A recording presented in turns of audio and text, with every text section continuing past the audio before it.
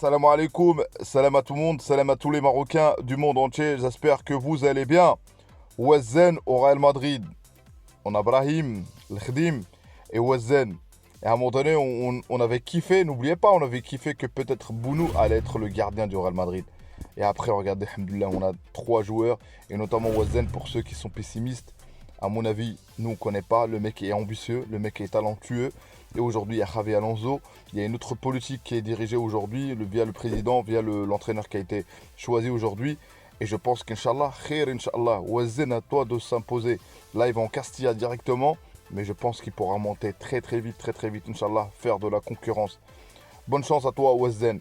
Brighton, Ounahi, c'est fait. Il reste que le club en première ligue. Et franchement, là, j'aime ce Ounahi-là.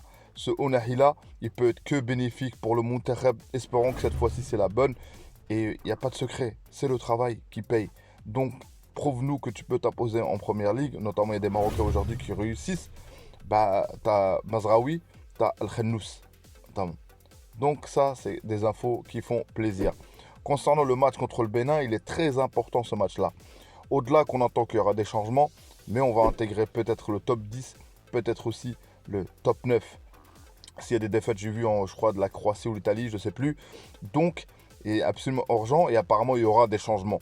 On a de quoi faire. Est-ce que ces changements-là vont sanctionner certains joueurs par rapport au match contre la Tunisie ou pas? Nous, on veut, je vais vous dire ma compo à moi. Et vous, en commentaire, n'oubliez pas de dire votre compo. On verra bien qui aura raison. Mais bon, l'essentiel sur ce match-là, c'est de gagner, d'intégrer le classement top 10 final. Abonnez-vous, commentez, likez. Place à la vidéo. Donc moi, ma compo, je pars tout simplement avec le même gardien. Changement, je repars avec Bounou. Est-ce que Hakimi jouera ou pas? Moi, je pars du principe, j'ai vu Nuno Mendes, et je pars du principe, ouais, on va faire participer le Hilali ou pas. Mais Hakimi, s'il veut jouer, c'est le capitaine. On a vu Mendes hier, on va dire, il a pas laissé une seule miette à Lamine Yamal. Il a rien fait. Donc, il y a un ballon d'or en jeu. Et moi, j'aimerais bien que Hakimi marque. Moi, je mets Hakimi. Mais bon, les choses disent que faudra peut-être mettre Al Hilali. La défense, moi, je repars avec la même chose. Je repars avec pour voir qu'est-ce que ça va donner encore une fois. Massina avec Liamir. Et de voir surtout Massina Liamir, on sait très bien que voilà, pour être remplacé. Mais Massina de voir pour nous confirmer. Et Al-Wahdi. Al-Wahdi, je le mets. Al-Wahdi. Donc, milieu défensif, si on part changement pour changement, pourquoi pas Amir? Moi, je mettrais Amir. Et là, je mets Ounahi et El Khennous. À droite, je te mets Rahimi. À gauche, je te mets Bansrer et El Kaabi. Ça, c'est ma compo personnellement. Bansrer, on a vu qu'il a mangé des ballons.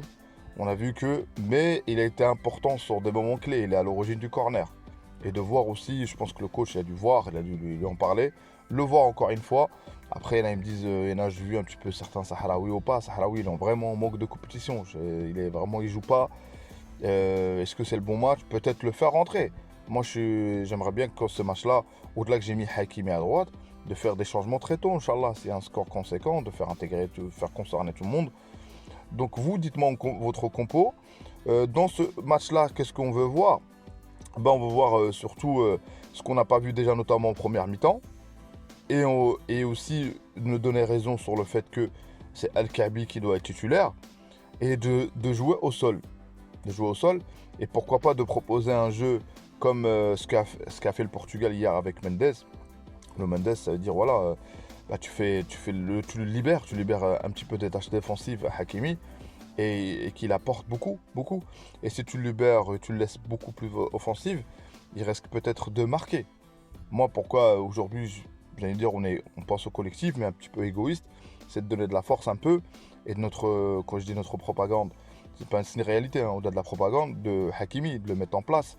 Parce que j'ai l'impression qu'aujourd'hui, dans le monde d'aujourd'hui, même les matchs amicaux, ça compte. Alors qu'à une époque, on ne parlait pas de ça. Aujourd'hui, Hakimi contre le Bénin, on s'en fout les gens. Hakimi a marqué. Hakimi a mis un but, a mis un doublé. Donc voilà, pour continuer le pressing. Voilà. Et je vois sur le résultat, moi, comme j'ai dit, d'habitude, je ne me pronostique pas. Moi, je vois qu'Inch'Allah, on va gagner. Je veux juste qu'Inch'Allah, qu'on arrive on réussit à ouvrir le score rapidement. Parce que contre la Tunisie, l'action qu'on a eue de El Khennous, la tête où elle était bien en place, et de continuer de revoir les coups de pied arrêtés où ça fonctionne encore une fois. Et aussi ce qu'on n'a pas vu, je pense, au match contre la Tunisie, c'est les frappes. On n'a pas eu l'occasion de frapper. Alors qu'à un moment donné, les matchs précédents, on avait réussi à trouver beaucoup de frappes, on a énormément frappé. J'espère que cette fois-ci, on trouvera les moments où de frapper en tout cas. Et j'espère qu'on va frapper très très fort le Bénin. Il y a aussi l'historique, on va encore une fois parler de l'historique de le Bénin, sur les pénaltys de Ziyech, sur tout ça. On est passé au-dessus de tout ça. Aujourd'hui, le plus gros travail qu'il y a à faire, vous avez bien vu que les Tunisiens, peu importe qu'on va rencontrer aujourd'hui, et les gens sont contents. Un joueur qui, j'ai vu, qu'on dribble, si quelqu'un dribble Hakimi, il va être content. S'il dribble, ça veut dire le level. Aujourd'hui, on nous dit le top 12 et ils vont jouer, Inch'Allah, contre le top 9, top 10. Moi, pourquoi je suis sur l'obsession d'intégrer le classement du top? Parce que j'ai envie d'être en tête de série pour la prochaine Coupe du Monde. Le tête de série, ça t'évite pas mal de pays, des grandes nations de football, notamment le Brésil, l'Espagne, le Portugal, toutes ces nations-là, tu les rencontres pas. Déjà en poule, déjà.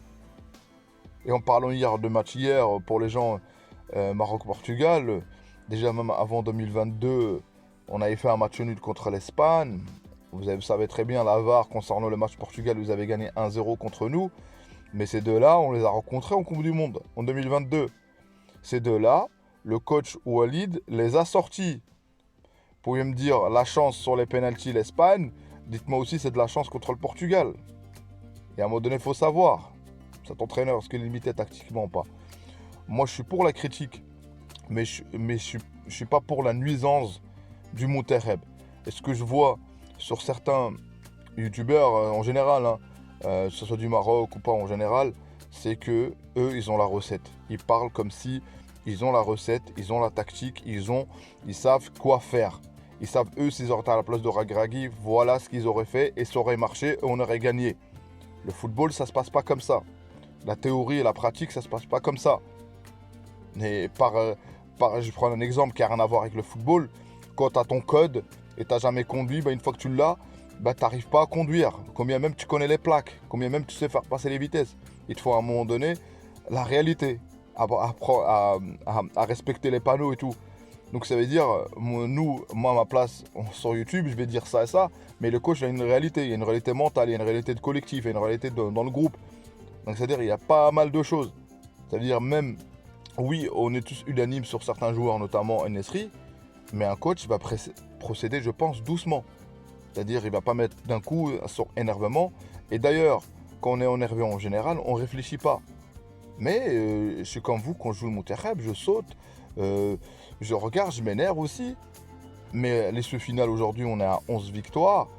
11 victoires, qui fait ça? Bientôt le top 10 mondial. Tout est ouvert. Ça serait malsain de dire, de dire ouais, ça joue pas. Il y a des choses positives. Ça joue pas comme peut-être en mode optimal. Mais ce qui va nous faire du bien, Inch'Allah, c'est de gagner cette CAN. Inch'Allah qu'on la gagne. Tout est possible dans la vie. Il y a plein de circonstances. Dans certains matchs, tout ça. Mais il faut garder cette culture de la gagne et arrêter la nuisance sonore, la nuisance du Monterrey. Moi, c'est juste ça que je dénonce. On peut critiquer le coach, on peut critiquer sur le match, tel joueur, tout ça, Ben Srer, tous ces joueurs-là. Donc, je pense, Inch'Allah, on gagnera ce match-là. Espérons avec la manière, Inch'Allah, de voir du positif. Et j'espère pas de blessure. Et on a de quoi faire avec nos joueurs. Et en tout cas, force à notre Monterrey, Dima Maghrib. Barakallahu fekoum pour la force, barakallahu fekoum pour le soutien. Et moi, quand je dis un avis, ça reste un avis, un humble avis. Et j'essaie d'être cohérent et j'essaie d'être dans l'équilibre et aussi d'être réaliste. Voilà. Merci à vous encore une fois. Dima Maghrib d'Otanja Alguira. Abonne-toi si t'es pas encore abonné. Commente aussi et like. Like, c'est important. Dima Maghrib, ciao ciao.